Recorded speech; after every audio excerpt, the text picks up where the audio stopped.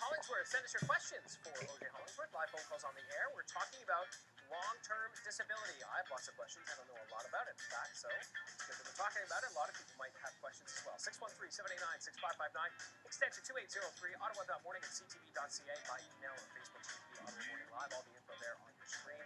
We actually do have a phone call. We're going to go straight to Vera on the line. Good morning, Vera. What's your question? Good morning. A person on long-term disability presently, how long does that last? Like, if they can't go back to work, will their long-term disability continue on? Great question. Yeah, that is a great question. One of the important things to remember about long-term disability is it's a contract. So it's a contract between you and the insurance company.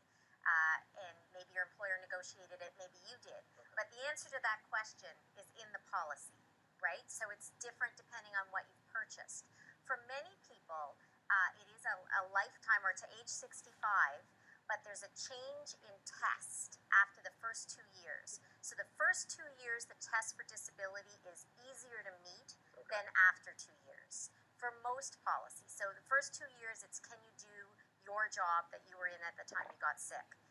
After 2 years, usually it's can you do any job that you're suited for. Okay. So if you continue to meet that test under most policies, you can continue to age 65. Now there are some other, for peculiarities, like federal government employees, you can be required to take medical retirement after a certain period of time.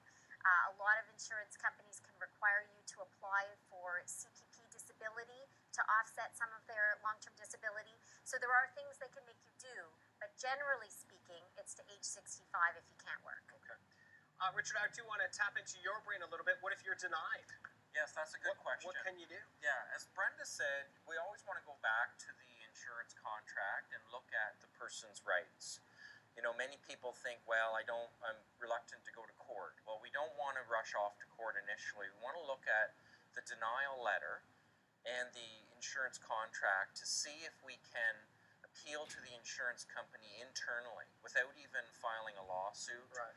Or without even going to court. No one likes to go to court, right? Well, that's right. Avoiding court is actually in everybody's best interest. Well, and with good reason, because it's time-consuming and it can be costly. So if we can keep a client out of court and avoid that whole process, which can take 1, 2, or 3 years, then all the better. So the first step is to see if we can appeal internally to the insurance company. And a client doesn't necessarily even have to hire a lawyer to do that. They can look at the denial letter from the insurance company and see if they can appeal that denial.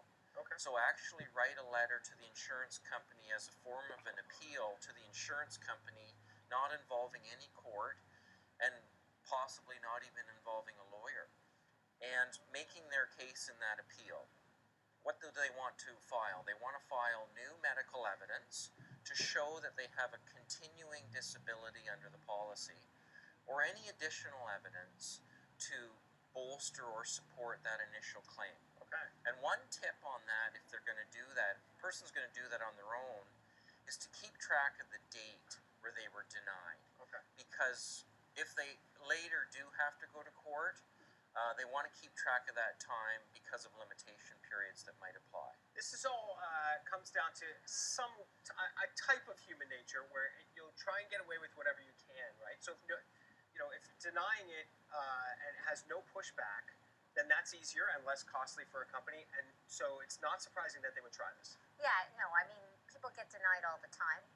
So it always makes sense to follow the internal appeal process. That's our view. Not everyone agrees, but we generally follow the internal appeal process and get great results. Okay, and just because the name OJ Hollingsworth pops up on call display. I mean, we think it doesn't hurt. Well, exactly. Yeah. That's the thing. If I said, well, let's see if we can, I know this sounds a little bit like a conspiracy theory, but if in a boardroom someone's like, let's see if we can just push this out of the way, and I get a phone call from you, I'm like, you know what?